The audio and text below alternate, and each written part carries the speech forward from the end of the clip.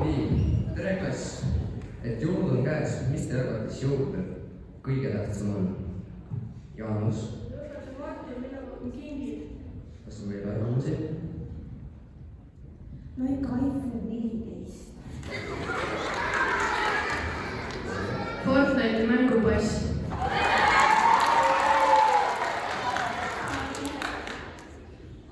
Minu arust on jõuludel kinkide soovimus midagi tähtsamat. Kas keegi teab, mis võiks olla? Ivar? Õpetaja Martin, kinkide soovimist on tähtsam see, et me need soovitud kingid kätte ka saaksime.